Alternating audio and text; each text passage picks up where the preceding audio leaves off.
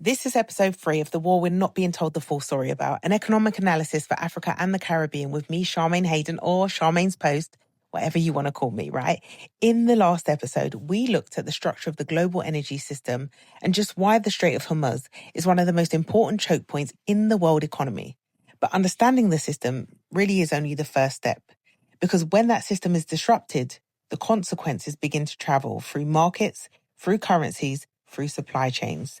And the places that feel those shocks first are usually not the countries firing those missiles. They are the economies that rely on imported energy, global shipping routes, and foreign currency flows. In this episode, what we're going to do is follow those economic shockwaves, from oil prices to shipping costs, from inflation to debt pressures, and why the ripple effects of this conflict are already being felt across Africa and the Caribbean. So let's look at how a war thousands of kilometres away begins to show up in everyday economic life. I want you to pay attention to what I'm about to tell you next, because this is the part that people aren't really explaining clearly. So the Strait of Hormuz is not closed by missiles. It is closed by insurance. 7 of the 12 members of the International Group of Protection and Indemnity Clubs, GUARD, North Standard, Steamship Mutual, Scold, the American club, the Swedish club, and the London P&I Club, issued cancellation notices for war risk coverage. The cancellations took effect at midnight London time on March 5th. These 12 clubs collectively insure approximately 90% of the world's ocean-going fleet. Without P&I coverage, a vessel cannot secure bank financing, it cannot get charterer approval, it cannot enter a port, it does not sail, period. Right? Kepler, the cargo tracking firm, put it plainly. Insurance withdrawal is doing the work that physical blockade has not. The outcome for cargo flow is largely the same. So the numbers tell the story, right? Before the strikes, war risk premiums for Hormuz transit were running at about 0.2% of insured whole value. By Monday, they had hit 1%. That's a big jump, right? For a tanker insured at $100 million, that is a jump from $200,000 to $1 million per single voyage. Can you imagine? VLCC rates hit an all-time record, for their daily rate, $423,736, that's what it was, right? Up 94% from Friday's close. The world's 4 largest container lines, Maersk, MSC, CMA, CGM, and Hapag-Lloyd, all halted transit. This is a financial blockade, not a military one.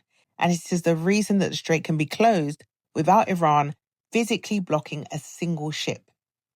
Speaking at a Medal of Honor ceremony at the White House on March 2nd, President Trump called the strikes our last best chance to strike and vowed to eliminate the intolerable threats posed by this sick and sinister regime. He said that the operation would take 4 to 5 weeks, but that the US was prepared to go longer. He refused to rule out ground troops, and on Tuesday, as the conflict widened, Trump told News Nation that the details of the US response to embassy attacks and American deaths would be revealed soon. So then comes Tuesday evening, right? And we've got DT announcing on Truth Social that the US Development Finance Corporation will immediately provide political risk insurance for all shipping lines operating in the Persian Gulf. He added that if necessary, the United States Navy will begin escorting tankers through the Strait of Hormuz. We can see that this is modeled directly on the 1987-88 Operation Ernest Will tanker convoy system used during the Iran-Iraq tanker war. Then on Tuesday, Iraq shut down all oil production on its largest field, Rumalia.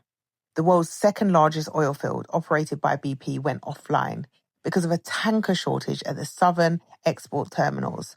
Storage tanks at Basra hit critical levels. No tankers can get in through Hormuz, so the oil has nowhere to go. Reuters reported that Iraq has already cut 1.5 million barrels per day, 700,000 from Rumalia, 460,000 from West Qurna and 325,000 from the Mason complex. Iraqi oil officials warned Reuters the cuts would widen to over 3 million barrels per day if tankers cannot move freely. Honestly, guys, that would be one of the largest sudden supply losses in modern market history. Iraq produced about 4 million barrels a day in January. If 3 million goes offline, honestly, We are looking at about 75% shutdown of OPEC's second largest producer. And here's the part that would or should concern every single finance minister on the continent. Rumalia is also a Jaihan pipeline feeder. On Tuesday, Iraq also halted crude exports through the Turkey Jaihan pipeline, which normally delivers Kirkuk crude to the Mediterranean. That means northern crude flows to European markets are also cut. Iraq's entire export infrastructure, south through Basra, north through Jaihan, is now offline, a country where crude oil sales account for the vast majority of state revenues and pay for the entire bloated public sector. Now, let me tell you what none of this looks like from a newsroom in New York or London. Let me tell you what it looks like from Accra, Nairobi, Kingston, from Port of Spain or Kinshasa. Let's talk in the next part.